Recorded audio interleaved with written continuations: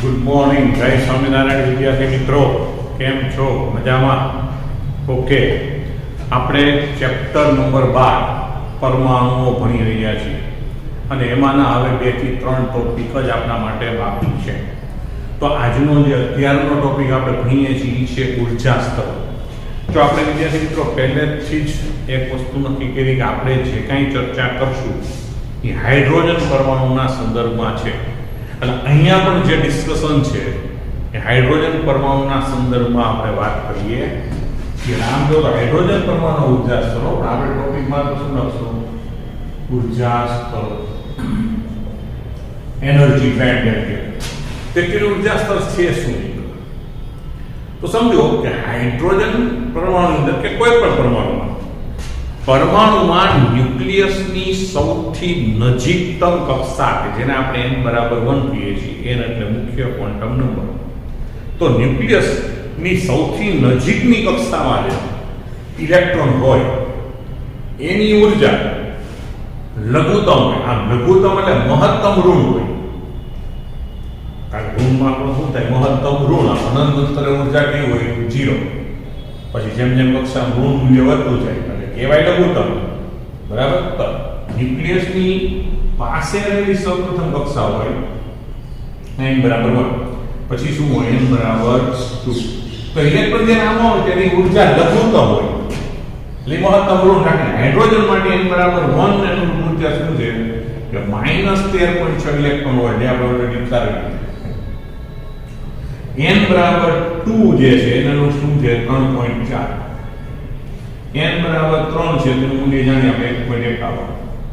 n બરાબર 4 એનું લગભગ 0.85. એમ ક્રમશઃ વધતું જાય. તો સૌથી નજીકતમ કક્ષામાં હોય ત્યારેની ત્રિજ્યાને આપણે બોહર ત્રિજ્યા A0 કહીએ. તો હાઇડ્રોજન પરમાણુની અંદર જ્યારે ઇલેક્ટ્રોન n બરાબર 1 કક્ષામાં હોય, મતલબ એ બોહર ત્રિજ્યાવાળી કક્ષા A0 ત્રિજ્યાવાળી જ્યારે કક્ષા હોય તો એને કહેવાય એની ધરા અવસ્થા. મતલબ હાઇડ્રોજન પરમાણુ એની ધરા અવસ્થામાં છે. કારણ કે હાઇડ્રોજન પરમાણુ ઓલરેડી એક પ્રોટોન ને એક ઇલેક્ટ્રોન છે. પ્રોટોન ન્યુક્લિયસમાં છે, ઇલેક્ટ્રોન n બરાબર 1 કક્ષામાં છે. તો એની સ્થાયી અવસ્થાને એની ધરા અવસ્થા કહેવાય. અને ધરા અવસ્થાને ઉપલું ઉર્જા આટલી હોય. તો એનો મતલબ એવું કે હવે જો આટલી ઉર્જા તમે બહારથી આપી દો તો કુલ ઉર્જા 0. કુલ ઉર્જા 0 એટલે n બરાબર અનંત થઈ ગયો. તો પરમાણુમાંથી બહાર નીકળી ગયો, ઇલેક્ટ્રોન મુક્ત થઈ ગયો એમ કહેવાય. અને આને તમે n બરાબર 1 કક્ષાની ઉર્જા કહો છો એવું કહેવાય કે 1 માં હોય ત્યારે એની બધી જ ઉર્જા આપી.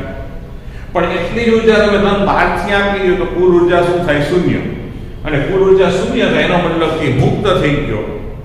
તો જે મુક્ત થઈ જાય તો પરમાણુ આયનીકરણ થઈ ગયો એમ કહેવાય. તો આ ઉર્જાની આયનીકૃત ઉર્જા જેટલી છે ને પ્રેક્ટિકલી પણ હાઇડ્રોજન પરમાણુની આયનીકરણ ઉર્જા 13.6 ઇલેક્ટ્રોન વોલ્ટ મળે છે. એનો મતલબ કે બોહરનો જે અધિતર્ક છે અથવા તો અધિતર્ક કરીને જે સમીકરણ મેળવવાથી બહુ પ્રાયોગિક રીતે પણ સચોટ જવાબ પુરવાર કરે છે. એટલે પ્રેક્ટિકલી કરો તો પણ હાઇડ્રોજન આયનીકરણ ઉર્જા 13.6 ઇલેક્ટ્રોન વોલ્ટ છે. બોહર મોડેલ મુજબ પણ 13.6 છે. તો આને એની બંધિત ઉર્જા કહેવાય અથવા આટલી ઉર્જાની જરૂર પડે છે એની આયનીકરણ ઉર્જા પણ તમે કરી શકો. તો ઇલેક્ટ્રોન છે એ અત્યારે ધરા અવસ્થામાં છે. હવે જો આ પરમાણુની કોઈ ઇલેક્ટ્રોન અથડામણની પ્રક્રિયા કરવામાં આવે કે બીજો ઇલેક્ટ્રોન અથડાય અને એમાંથી ઉર્જા મેળવે તો એ ઉર્જા મેળવી ત્યાં ઇલેક્ટ્રોન બીજી કોઈ કક્ષામાં જાય તો ત્યારે એને ઉત્તેજિત અવસ્થા કહેવાય.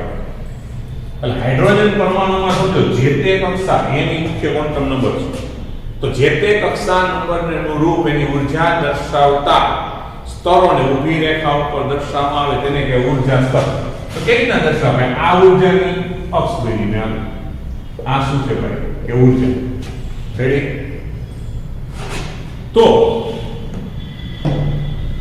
તો આ ઉર્જાની અક્ષ છે.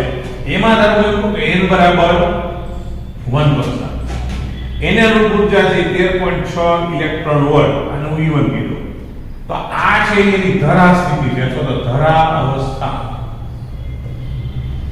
હવે જો એને ઉર્જા મળે એટલે બીજી કક્ષામાં જાય તો બીજી કક્ષાની ઉર્જા છે 3.4 ઇલેક્ટ્રોન. આ n બરાબર 2 ને અનુરૂપ. હજી એનાથી આગળ જાઓ એટલે n બરાબર 3, એને ઉર્જા છે 1.51, હજી આગળ જાઓ n બરાબર 4, એની ઉર્જા છે લગભગ 85. રેડી? પછી n બરાબર 5, n બરાબર 6, અને ટોપ નજીક આવતી જાય. હું કહું કે n બરાબર ઇન્ફાઇનાઇટ, તો અહીંયા હોય 0. 0 પછી તો સાવ નજીક સ્તર તમને દેખાય છે, માછું સ્તર દેખાય છે. તો આજે મને ઊર્જા સ્તરો કહેવાય. એટલે બીજું કંઈ નથી કે હાઇડ્રોજન પરમાણુમાં એના મુખ્ય ક્વોન્ટમ અંકને અનુરૂપ ઊર્જાઓને આડી અક્ષ ઉપર ગોઠવતા જે ચિત્ર તૈયાર થાય એને કહેવાય ઊર્જા સ્તર. પણ હાઇડ્રોજનમાં ખરેખર એક જ ઇલેક્ટ્રોન હોય, n બરાબર 1 હોવો જોઈએ, ધરાશ અવસ્થા કહેવાય. અને આ બાકીની બધી અવસ્થાને કહેવાય ઉત્તેજિત અવસ્થા. પણ સમજો n બરાબર ઇન્ફાઇનાઇટ પહોંચી જાય બહાર જ નીકળ્યો 0 ઉર્જા નીકળી, પછી એની મુક્ત અવસ્થા બતાવે. આવું બતાવે એની મુક્ત અવસ્થા, અથવા તો પરમાણુ આયનીકરણ થઈ ગયું. તો જે તે મુખ્ય ક્વોન્ટમ અંકને અનુરૂપ ઊર્જાઓ તમે જોતા જાવ, તો જેમ જેમ મુખ્ય ક્વોન્ટમ અંક વધે એમ એની ઊર્જાઓ સ્થળો એકબીજા નજીક આવે.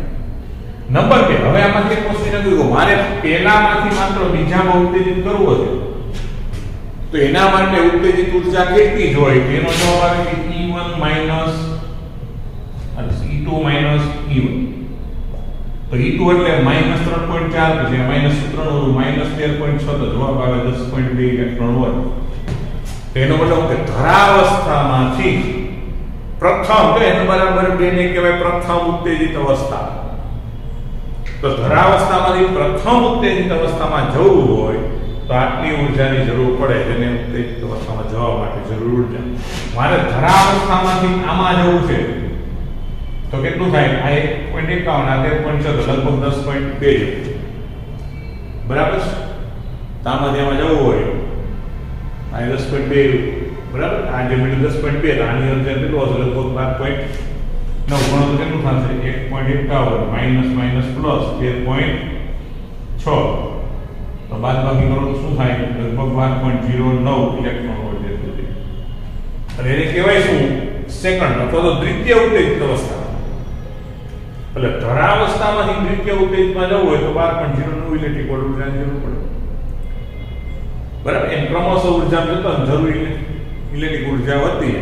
ઉત્તેજિત અવસ્થામાંથી બીજી ઉત્તેજિત અવસ્થામાં જવું હોય તો તમારે ઉત્તેજિત અવસ્થામાં જવા માટે જે તે બે ઉર્જા સ્તરો વચ્ચેની ઉર્જાનો તફાવત જે બોરનો વિતર છે એ મુજબ. બરાબર? જેમ જેમ તમારો ક્રમ વધતો જાય એમ ધરાવસ્થામાંથી એ અવસ્થામાં જવા માટે જરૂરી ઉર્જા વધે.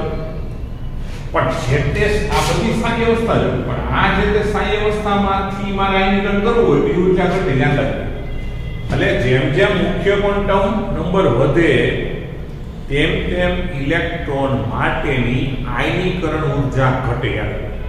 કારણ કે આયનીકરણ ઉર્જા મતલબ બહાર જ મોકલી દેવાના. તો મારે n બરાબર 1 માંથી મોકલવું હોય તો 13.6 ઇલેક્ટ્રિક વોલ્ટ, પણ n બરાબર 2 માંથી મોકલવું હોય તો 3.4, n બરાબર 3 માંથી બહાર મોકલવું તો 1.51 જ જોઈએ. મતલબ જેમ જેમ મુખ્ય ક્વોન્ટમ અંક વધે, ક્વોન્ટમ નંબર વધે, તેમ તેમ ઇલેક્ટ્રોનને મુક્ત કરવા માટે જરૂરી ઉર્જા ઘટે. બીજી ભાષામાં કહે છે આયનીકરણ ઉર્જા ઘટે. ક્લિયર થાય?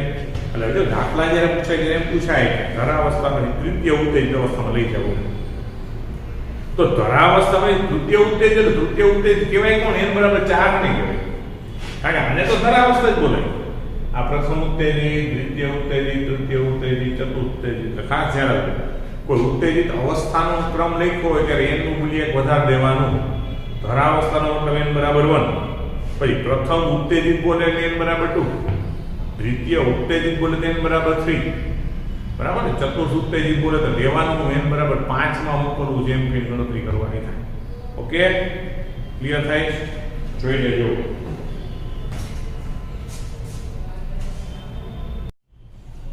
તો મિત્રો ત્યાર પછીનો મુદ્દો છે એ હાઇડ્રોજન પરમાણુના રેખીય વર્ણપટ. એટલે સંક્રાંતિકરણ આપણે જે અગાઉ બની ગયા, બરાબર, બામર શ્રેણી, લાયમન શ્રેણી, પાર્સલ કેમ ઉત્પન્ન થાય એની સમજૂતી છે. શોર્ટ તો હાઇડ્રોજન પરમાણુના રેખીય વર્ણપટ. બરાબર, હવેનો મુદ્દો છે હાઇડ્રોજન પરમાણુના રેખીય વર્ણપટ. તો મિત્રો, બોહરના ત્રિજ્યાધિતક મુજબ જ્યારે હાઇડ્રોજન પરમાણુ ઇલેક્ટ્રોન કોઈ ni કક્ષા છે એની ઉર્જા ei હોય, એમાંથી કોઈ nf કે જેની ઉર્જા ef હોય, પછી ef is less than ei, અને ni કે જેની ઉર્જા ei, એમાંથી nf કે જેની ઉર્જા ef on ef is less than ei, એમાં કોઈ સંક્રાંતિ કરે તો બંનેની ઉર્જાના તફાવત જેટલી ઉર્જા ધરાવતો ફોટોનનું ઉત્સર્જન થાય. એટલે કે આપણે લખી શકીએ કે h nu if is equal to ef minus ei minus ef. એટલે i માંથી f માં સંક્રાંતિ કરે ત્યારે આ સમીકરણ મળે. તો ઉર્જાનું હાઇડ્રોજન સમીકરણ આપણે જાણીએ already, em⁴ upon 8x² 1 upon n². પણ તમે અહીંયા આ કોમન છે, આગળ લાવો. આ સૂત્ર ઓલરેડી માઈનસ છે, આમ તો બસ. એટલે શું થાય, અહીંયા માઈનસ આવશે, અહીંયા માઈનસ માઈનસ પ્લસ આવશે. એટલે ટૂંકમાં 1 upon nf ને આપણે આગળ લખશું 1 upon ni ની પાછળ. આવું આપણને સૂત્ર મળશે. અથવા તો ખાલી આવૃત્તિ લખવું હોય તો આને h ને છેદમાં લખીએ તો me⁴ upon x h ઘણી લખી શકાય તો 1 upon nf² minus 1 upon ns. તો આ સમીકરણ છે, આ સમીકરણમાં સમજો કે જો તમે n બરાબર nf બરાબર 2 લઈ ni બરાબર 3 4 5 ગમે લેશો તો આ શ્રેણીમાં તમે n બરાબર 2 n બરાબર 3 4 5 6 ને અનુરૂપ જો આ સમીકરણ મૂકો તો ઓલરેડી બામર શ્રેણીમાં જે સૂત્ર મળતું હતું એના જેવું સૂત્ર તમને અહીંયા તૈયાર થઈ જાય. બામર શ્રેણીનું સમીકરણ મળી, આ તો રીડબલ સૂત્ર. તો જો એની સાથે સરખામણી કરો મિત્રો તો આપણે સ્પષ્ટ લખી દો કે h અહીંયા શું લખવું પડશે c upon lambda f, અને તો થશે me⁴ upon 8epsilon0² h, અને આ તો આપણું છે 1 of ni² અને 1 upon nf². હવે આ સીરીઝને લઈ જાવ તો 1 upon lambda if બરાબર શું થયું me⁴ upon 8epsilon0² h ઘન c 1 upon ni² 1 upon nf². હવે તમને પાપે હું બોના જેવું લાગશે 1 upon l બરાબર આપણે હું લખ્યું અહીંયા r હવે છે ને, તો આને કહેવાય રીડબલ વેક્ટર. હવે તમે ખરેખર આમાં કિંમત મૂકો એટલે કે 1.03 into 10⁻⁷ મળે છે. બોરે પ્રેક્ટિકલી આની કિંમત 1.097 into 10⁻⁷, બરાબર, મીટર ઇન્વર્સ અથવા તો મીટર ઇન્વર્સ. તો એની ખૂબ નજીકની કિંમત છે.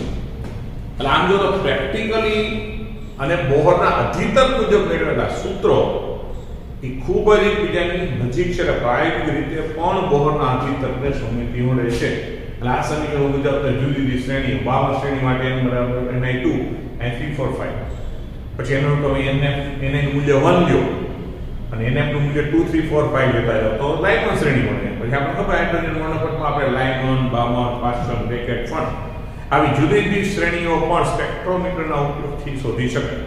કારણ કે બામર શ્રેણી દ્રશ્ય વિભાગમાં એટલે આપણે વ્યવસ્થિત જોવા મળે, બરાબર. બાકી સ્પેક્ટ્રોસ્કોપીનો ઉપયોગ કરીને તમે આવી ઘણી બધી શ્રેણી શોધાય અને જેનો જે વર્ણપટો તૈયાર થાય, ટૂંકમાં જે વર્ણપટો મળે એને આપણે પરમાણુ વર્ણપટ કહીએ. તો હાઇડ્રોજન પરમાણુમાં વર્ણપટની અંદર આવી અલગ અલગ શ્રેણીઓ મળે છે.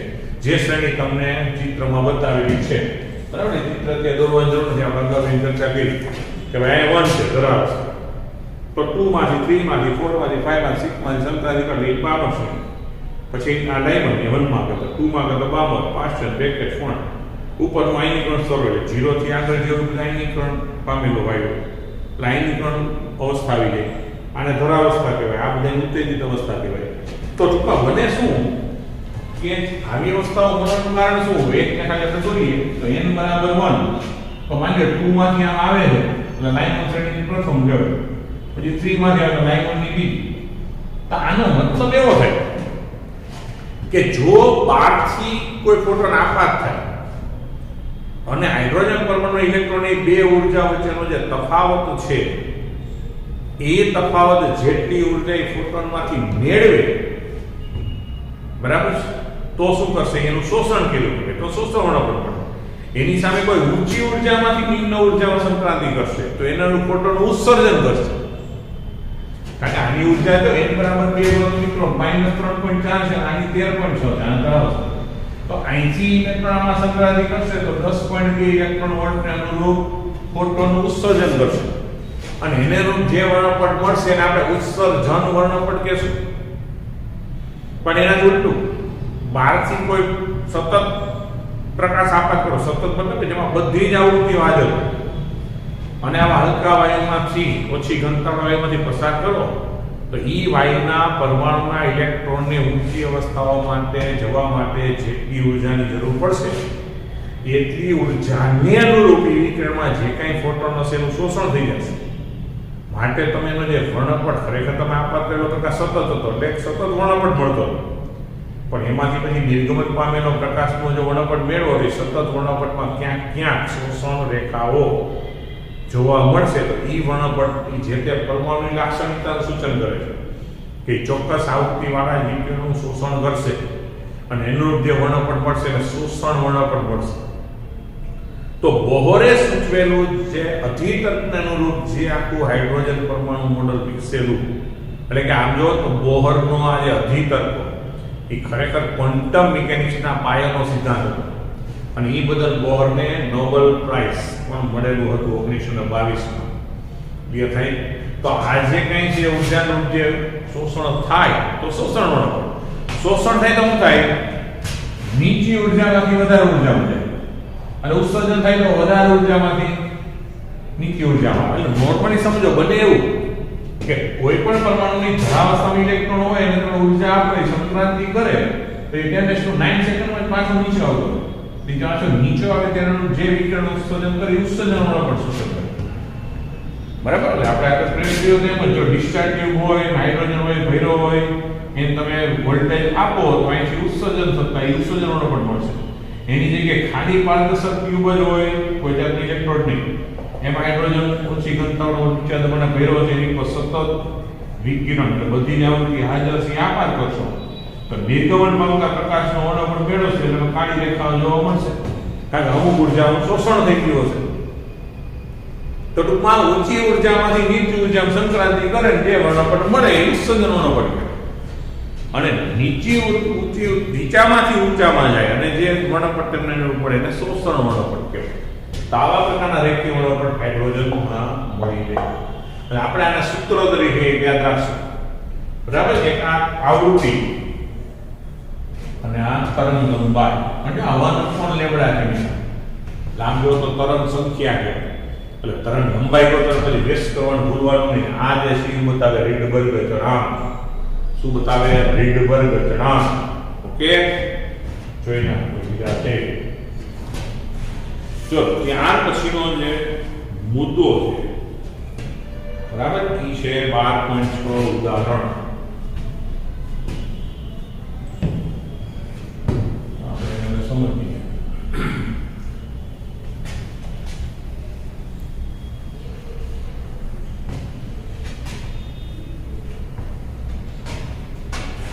ઉદાહરણ 12.6 તો રકમ છે રીડબર્ગના સૂત્રનો ઉપયોગ કરી હાઇડ્રોજન પરમાણુપટની લાઇમર શ્રેણીની પ્રથમ 4 વર્ણપટ રેખાઓની તરંગ લંબાઈની ગણતરી કરો. હમણાં આપણે રેખુલી રીડબર્ગનું સૂત્ર હતું. એટલે શું હતું ભાઈ કે h μ if બરાબર me⁴ on 8epsilon 0 square h square 1/n f square minus 1/ni square. અસલ અહીંયા આપણે hc upon lambda કરવાનો તરંગ લંબાઈ ગોતવાની જેટલા માટે 10⁻⁴ 8epsilon 0 square h square 1/n f square minus 1/ni. હવે મિત્રો આ જે છે આપણે અગાઉ આવી ગયું. ક્લિયર થાય? આ જે મૂલ્ય છે અગાઉ આવી ગયું કે ઉર્જા અને એ મૂલ્ય 13.6 ઇલેક્ટ્રોન વોલ્ટ આપણને ખબર છે. આની કિંમત આપણને ખબર છે.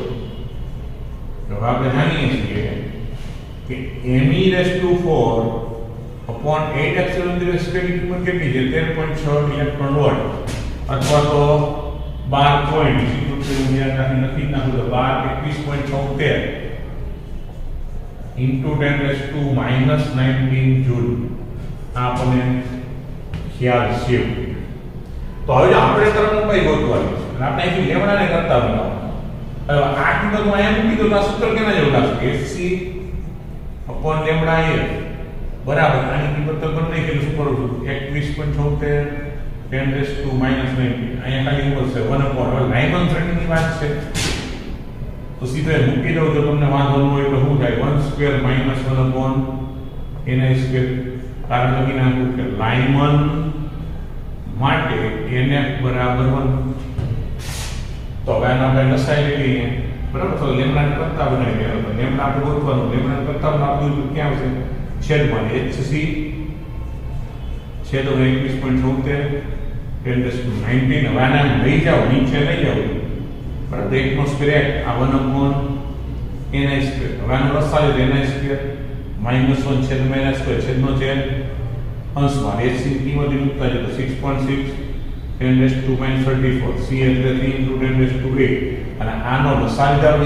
સ્ક્વેર જેનો ઉપર લીધો છે યાદ રાખો બરાબર ni સ્ક્વેર છેદમાં 21.76 10 raised to -19 અહીંયા થઈ ગયું ni સ્ક્વેર -1 હવે આપણે આને થોડું સાદું રૂપ આપી દઈએ તો જો 6.6 into 3 divided by 21.76 તો આ જે આવે છે 0.9099 into 10 raised to આના ઉપર 19 ને 20 એટલે પ્લસ 19 અને 8 એટલે 27 ને -7 પછી ni square upon ni square -1 બરાબર આટલા મીટર. હવે આપણે ઇન્સ્ટોલ કરીએ તો 3 પોઈન્ટ આમ ખસી જાય અને ઈ લોકોની કિંમત ની 900 ને જો 0.913 અને એની કિંમત એનું કારણ કે આપણે ચેક કરી અહીંયા 6.625 લીધું ઉદાહરણ અને એને આની કિંમત આવી એને કારણે આવી છે 9134 રેડી આપણે સીધું લખીએ પાછું ચેક કરવાનું છે તો આ મીટર હવે હું આમ 3 પોઈન્ટ આમ ખસી -10 કરી નાખું એટલે ઇન્સ્ટોલ થઈ જાય ને તો આપણા માટે શું થાય કે લેમ્ડા if બરાબર હું લખી શકું કે 913.4 ni square upon ni square -1 angstrom clear આમ 3 પોઈન્ટ કસો એટલે -10 મીટર એંગસ્ટ્રોમ એટલે આપણી હવે આપણે પ્રથમ રેખા લાઇનની પ્રથમ રેખા માટે n બરાબર 2 દ્વિતીય રેખા માટે n બરાબર 3 અને તૃતીય રેખા માટે n બરાબર 4 આપણે કેટલી પ્રમાણિત છે એમાં કિંમત જ મૂકવાની બરાબર તો પ્રથમ 4 રેખા બરાબર પ્રથમ 4 અને ચતુર્થ માટે n બરાબર 5 લેતા હવે મૂકતા જવાનું તો આપણે લખશું પેલામાં બરાબર ફાઇનલ તો આપણું f છે અહીંયા હું લખશું 2 તેના માટે n બરાબર 2 એટલે ni ની કિંમત ni બરાબર તો પેલું આવશે 2 ને કરશે 2 તમારે શું કરવાનું 913.4 બેનો વર્ગ ઓછા 1 અને સાદુરૂપ આપી દો તો જો 913.4 ગુણ્યા બેનો વર્ગ એટલે 4 ભાંગ્યા બેનો વર્ગ એટલે 4 ઓછા 1 એટલે 3 તો આપણે મળશે 1217.8 પોઈન્ટ રાખ્યું છે કે નહીં એ આપણે ચેક કરી લઈએ તેને 1218 કરી નાખ્યું છે આ થઈ ગયું 1218 રેડી એમ લેમ્ડા 31 તો એમાં આવશે 913.4 3 નો વર્ગ અહીં 3 નો વર્ગ ઓછા 1 આપણે શું કરવાનું 913.4 ગુણ્યા 3 નો વર્ગ એટલે 9 ઓછા 1 એટલે ભાગ્યા 8 સમજાય ને તો 1027.5 એંગસ્ટ્રોમ તો હવે એને 28 તક નહીં ના જોઈએ એટલે રાઈટ. તો આપણે કરી નાખવાનું 1088 મીટર. પછી લેમ્ડા 41 તો 913.4 ગુણાકાર 4 નો વર્ગ છેદમાં 4 નો વર્ગ -1 અને પાછી ગણતરી કરો એટલે 913.4 ગુણ્યા 16 ભાગ્યા 15 એટલે 974.2 એટલે 974 જ રેખાય છે. બરાબર છે. આપણે ચેક કરી લઈએ તો ત્રીજું 974.3 લખ્યું છે કારણ કે આમ જો ને 29 આવે મિત્રો 974.3 અને છેલ્લી ફાઇનલ તો 913.5 5 નો વર્ગ અહીંયા શું આવશે 5 નો વર્ગ ઓછા 1 તો ચેક કરો તો 913.4 ગુણ્યા 5 નો વર્ગ એટલે 25 છેદમાં 1 ઓછો થઈ જાય એટલે 24 951.45 આવે એને 951.4 રેડી. તો પ્રથમ 4 મેં થોડું ઘણો પણ રેખાઓ બરાબર જોઈ લો. સ્ક્રીનશોટ લેવો હોય તો લઈ લેજો.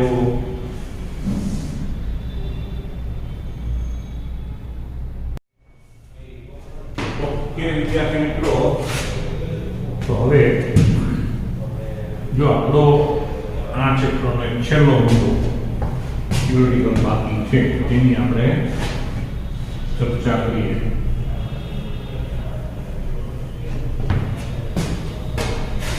તો મુદ્દો છે બોહર ની બીજી જે અતિતર છે એની માટે ડી બ્રોગલીની સમજૂતી. એટલે આમ બોલાય કે બોહરના દ્વિતીય અધિતર અથવા તો સ્વીકૃતિ માટે ડી બ્રોગલી ની સમજૂતી.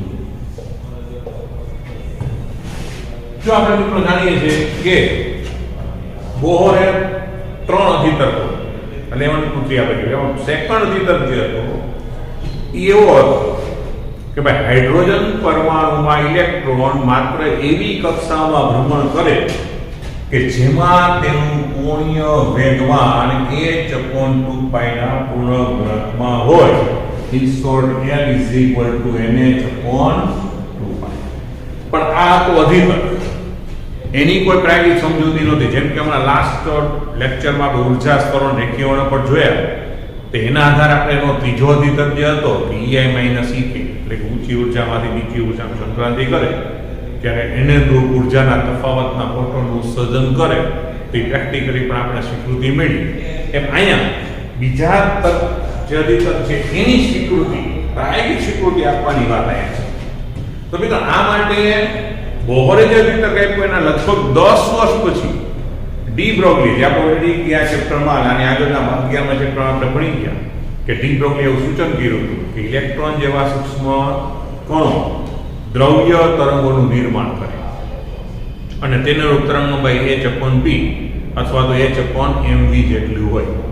તો ડી બ્રોગલીએ સૂચન કર્યું કે ભાઈ હાઇડ્રોજન જેવા પરમાણુની અંદર જ્યારે ઇલેક્ટ્રોન ન્યુક્લિયસની આસપાસની કક્ષામાં ભ્રમણ કરતો એટલે સૌથી નજીકની કક્ષામાં જ્યારે ભ્રમણ કરતો હોય છે ત્યારે દ્રવ્ય તરંગ સ્વરૂપે વર્તે છે. અને એ સંજોગોમાં શું બને કે માની લો કોઈ n ની કક્ષા છે જેની ત્રિજ્યા rn છે, એની કોઈ n ની કક્ષા છે અને આમાં ઇલેક્ટ્રોન ભ્રમણ કરે છે તો એવા સમયે ઈ દ્રવ્ય તરંગ એવા સ્વરૂપના હશે કે જેને કારણે અહીંયા જે તરંગો આપાત થાય અને પછી એનું પરાવર્તન થાય. જેમ કે દોરી તમે બાંધેલી હોય અને તમે આંચકો લગાડો તેમાં સંખ્યાબંધ તરંગોનું બધા નિર્માણ થતું હોય. પણ એવા જે તરંગો હશે કે જે આપાત થાય પછી પરાવર્તન પામે ત્યારે બરાબર સમાન કણામાં હશે કે સ્થિત તરંગ રચી શકતા હશે. એ આપણે ઓલરેડી 11મા ધોરણમાં તરંગોમાં જોયું. તો તમે જ્યારે દોરીને ખાલી આંચકોમાં મૂકી દો તેમાં ઘણા બધા તરંગોનું નિર્માણ થયું, ઘણી જુદી જુદી તરંગોમાંના તરંગોનું નિર્માણ થયું હોય. પણ એવા જ તરંગોનું અસ્તિત્વ તમને એમાં જોવા મળશે કે જે સ્થિત તરંગ રચી શકશે. હવે સ્થિત તરંગ માટે આવશ્યક છે કે આમ તરંગ જાય અને પાછો આવતા તરંગનો કંપવિસ્તાર અને કળા સમાન હોય બરાબર. સમાન રીતે દોલન કરતા હોય તો સ્થિત તરંગનું નિર્માણ થાય, બાકીના તરંગો એ રચી શકાય નહીં. કારણ કે જો જુદી જુદી તરંગલંબાઈનું પરાવર્તન થઈ જાય તો વ્યતિકરણને કારણે એની ઉર્જા નાશ પામે એટલે ચીરો સ્થાનાંતર થઈ જાય, તો એ લાંબો સમય સુધી ટકી શકતું નથી.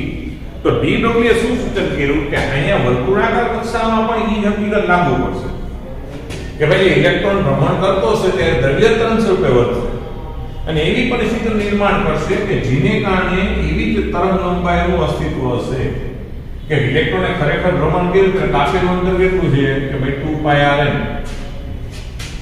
અને એની અંદર લંબાઈના તરંગ લંબાઈના પૂર્ણ ગુણાંકમાં ગોઠવાઈ જાય એવી જ તરંગ લંબાઈ ટૂંકમાં આ નક્કી છે, એમાં આપણે ફેરફાર કરી શકવાનું નથી. એટલે ઇલેક્ટ્રોનના ભ્રમણનો એટલે કે એની પરિમિતિ, બરાબર. તો આનો જે પરિઘ હોય એમાં પૂર્ણ ગુણાંકમાં ગોઠવાય ને એવી જ તરંગ લંબાઈ વાળા તરંગોનું અસ્તિત્વ હોય. પછી તરંગ લંબાઈના ગુણાંક n બરાબર 1 2 3 ગમે n બરાબર 1 2 3 n પણ 3 4 પૂર્ણ ગુણાંક ગમે છે. એટલે એક તરંગ લંબાઈ ગોઠવાય, બે તરંગ ગોઠવાય, ત્રણ ગોઠવાય, ચાર ગોઠવાય. તો આકૃતિમાં કે તમને જે ટેક્સ્ટબુકમાં બતાવી છે એમાં 4 માટે છે, દાખલા તરીકે એવી ગોઠવણી છે.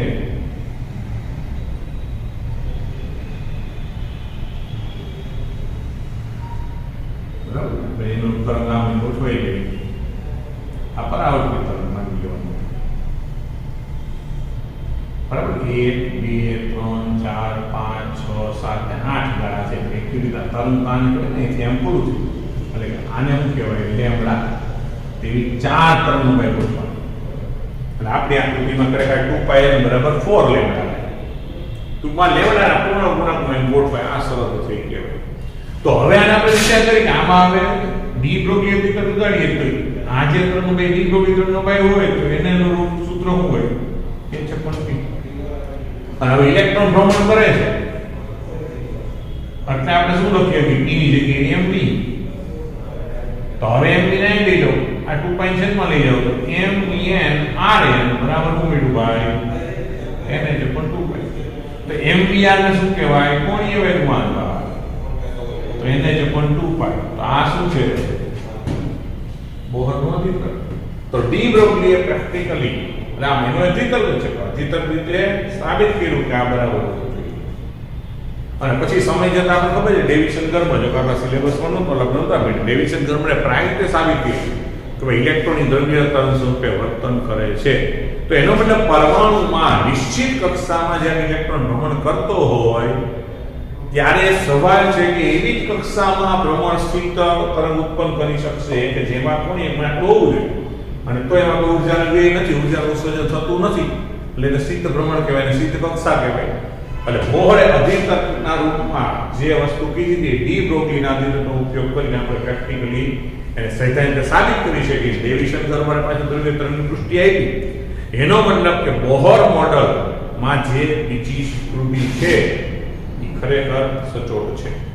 પણ મિત્રો હવે આપણે જે વાત કરવાની છે એની થોડી મર્યાદાની વાત કરવાની કે પ્રેક્ટિકલી બોહર મોડલ હાઇડ્રોજન જેવા પરમાણુ, હાઇડ્રોજન જેવા એટલે શું થાય, આયનાઇઝ હિલિયમ અથવા ડબલ આયનાઇઝ લિથિયમ, જેની બહારની કક્ષામાં એક જ ઇલેક્ટ્રોન હોય, એવા પરમાણુઓ માટે સચોટ રીતે લાગુ પાડી શકાય છે. બાકી બહુ મોટા પરમાણુ ક્રમાંક ધરાવતા અથવા વધારે ઇલેક્ટ્રોન સમૂહ ધરાવતા પરમાણુઓ માટે આ સચોટ રીતે લાગુ પાડી શકાતું નથી. તો એ સંદર્ભમાં બોહર મોડલની અમુક મર્યાદાઓ પણ છે, એને પણ આપણે ભણવાનું. જો મિત્રો અહીંયા સુધી પણ એક પ્રશ્ન બની શકે, બરાબર, આપણો અહીં સળંગ ટોપિક છે પણ અહીંયા સુધી એક પ્રશ્ન બની શકે ડી બ્રોગલીની સમજૂતી. હવે બોહર મોડલમાં શું શું ખામી રહી કે તો ક્યાં પ્રોબ્લેમ છે એને બોહર મોડલના મર્યાદા રૂપે, એટલે કે આ ટોપિકની અંદર માં છે તો કદાચ બોહર મોડલની મર્યાદા રૂપે પણ તમને પૂછાય તો પણ તમને ખ્યાલ હોવો જોઈએ. બોહર મોડલના મર્યાદા રૂપે આપણે ભણીએ તો પહેલી વસ્તુ એ છે કે બોહર મોડલનું જે આપણે આખું ત્રિજ્યા અને ઉર્જાના જે કંઈ સમીકરણો મળ્યા કે વર્ણપટની જે કંઈ વાતો કરી આપણે એ હાઇડ્રોજન જેવા પરમાણુને સમાન રીતે લાગુ પાડી શકે છે. કારણ કે વાસ્તવમાં સમજો કે હાઇડ્રોજન પરમાણુ ઇલેક્ટ્રોનની બરાબર કક્ષા વર્તુળાકાર હોય અને ત્યાં માત્ર શું હોય કે ભાઈ ઇલેક્ટ્રોન અને એક જ પ્રોટોન અને ઇલેક્ટ્રોન વચ્ચેના આકર્ષણ બળને ધ્યાનમાં લેવાનું હોય. ક્લિયર થાય? ત્યાં એક કરતા વધારે ઇલેક્ટ્રોન હોતા નથી. વાસ્તવમાં તમે જે ઊંચા પરમાણુ ક્રમાંક તરફ જાઓ ત્યારે એમાં કક્ષામાં વધારે ઇલેક્ટ્રોન હોય. તો પ્રેક્ટિકલી શું થાય? ન્યુક્લિયસ ઇલેક્ટ્રોનનું આકર્ષણ બળ ઉપરાંત એ કક્ષામાં રહેલા બે ઇલેક્ટ્રોન વચ્ચે આકર્ષણ બળ હોય અને એની પણ સીધી ઉર્જા હોય. તો આપણે માત્ર પ્રોટોન અને ઇલેક્ટ્રોનના આકર્ષણ બળની ઉર્જાને ધ્યાનમાં લઈ પણ ઇલેક્ટ્રોન વચ્ચે પણ આકર્ષણ ક્રાંતિ થતી હોય તો એનો કોઈ ઉલ્લેખ બોહર મોડેલમાં નથી. એનો મતલબ કે આ મોડેલ માત્ર તમે ન્યુક્લિયસ અને ઇલેક્ટ્રોન માટે ની આંતરસંક્રાંતિ ક્રાંતિ માટે માત્ર લાગુ પડો ત્યાં સુધી બરાબર છે. પણ વધારે પરમાણુ ક્રમાંકમાં જ્યારે ઇલેક્ટ્રોનની સંખ્યા વધારે એટલે કોઈ પરમાણુ ક્રમાંક હેવી છે આ ન્યુક્લિયસમાં છે એની આજુબાજુ એક જ ઇલેક્ટ્રોનનો કોઈ પ્રશ્ન નથી. પણ એક કરતા વધારે ઇલેક્ટ્રોનો હોય ત્યારે ન્યુક્લિયસ અને ઇલેક્ટ્રોન ઉપરાંત બે ઇલેક્ટ્રોનો વચ્ચે પણ સંક્રાંતિની ઉર્જા હોય એની કોઈ ચર્ચા બોહર મોડેલમાં નથી. એટલે મોટા ભાગે તમે હાઇડ્રોજન જેવા એટલે કે સિંગલ ઇલેક્ટ્રોન ધરાવતા પરમાણુ માટે બોહર મોડેલ બહુ સમાન રીતે સારી રીતે લાગુ પાડી શકાય. પણ વધારે ઊંચા પરમાણુ ક્રમાંક ધરાવતા અથવા તો જેમાં ઇલેક્ટ્રોનની સંખ્યા એક કરતા વધારે છે એવા મોડેલ માટે બોહર મોડેલ બરાબર પરફેક્ટલી લાગુ પાડી શકાતું નથી. આ એની પહેલી મર્યાદા છે.